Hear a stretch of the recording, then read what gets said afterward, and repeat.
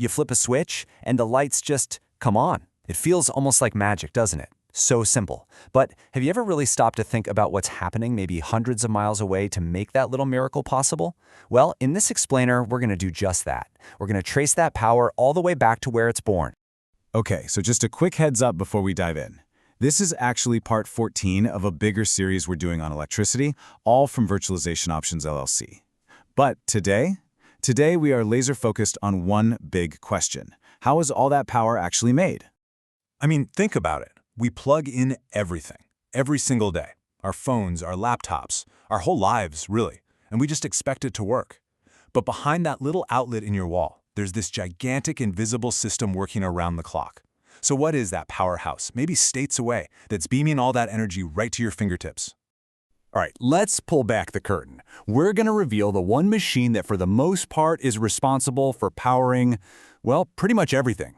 And there it is, the hero of our story, the generator. And the concept is beautifully simple, really. It's a machine that takes motion, spinning, moving, what scientists call mechanical energy, and it converts it into electrical energy. Okay, so how does a generator pull off this incredible trick? How does it turn simple motion into electricity? Well, it's not magic, but it's based on a discovery that, and I'm not exaggerating here, completely changed the world. It all boils down to this one principle, electromagnetic induction. And we have the brilliant Michael Faraday to thank for figuring this out way back in 1831.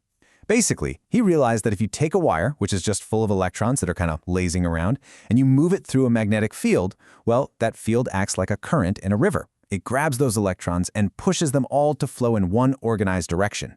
And that organized flow, that is an electric current. So a generator just puts that amazing principle to work on a huge scale. Here's how it goes. Step 1. You take a big old coil of wire and you spin it really, really fast, right inside a powerful magnetic field. Step 2. As that coil is spinning, the magnetic field is constantly pushing on the electrons inside the wire. And step 3, that constant push gets all those electrons moving in a steady, organized, powerful flow. And boom, you've got an electric current, ready to be sent out to our homes. And this is where it gets super interesting, because whether you're talking about a giant hydroelectric dam or a massive nuclear power plant, they're all using the exact same principle. The only real difference between them is how they get that generator to spin in the first place. So, that's the big question, isn't it? If the secret is just spinning a coil of wire in a magnetic field, what on earth are we using to do the spinning?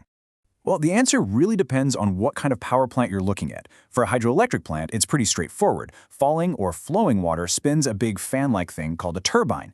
Then you've got thermal plants. Here you burn something like coal or natural gas, or use a nuclear reaction to boil water. This creates a ton of high-pressure steam, and that steam is what you use to spin the turbine. And of course, with a wind turbine, it's the wind itself pushing those huge blades, spinning the generator directly.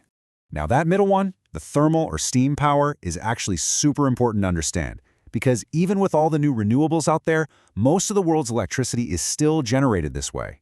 When you really get down to it, for the most part, our high-tech world is powered by a 19th century invention, boiling water to make steam.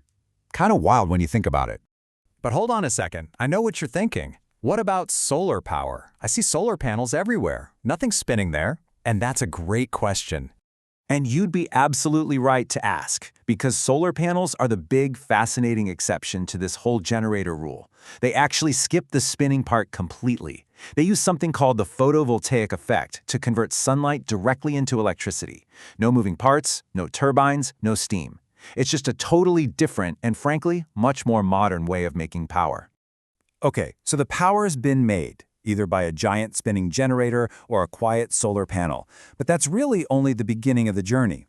The next big question is, how does that electricity get from the power plant, across potentially hundreds of miles, to that outlet in your home? That journey happens on what we call the electrical grid. And honestly, it is no exaggeration to say this is one of the most complex and incredible engineering marvels in human history. It's basically a continent-sized machine that has to work flawlessly all day, every day. So the journey has 4 main steps. First, you've got generation, which we just talked about. Second, the voltage of that electricity gets stepped up. I mean, it's cranked way, way up. The reason for that? High voltage power can travel over long distances with a lot less energy loss. Third, it zips across the country on those huge transmission lines you see everywhere. And then finally, just before it gets to your house, it hits another station where the voltage is stepped down to the safe normal levels that your home appliances can actually use. So let's wrap up with this thought. The generator, an invention from the 1830s, is still the workhorse of our 21st century world. But as we shift more and more toward renewable sources like wind and solar, the big question is, what's next? How will this incredible 19th century machine and the massive grid that it powers have to change to meet the needs of the future?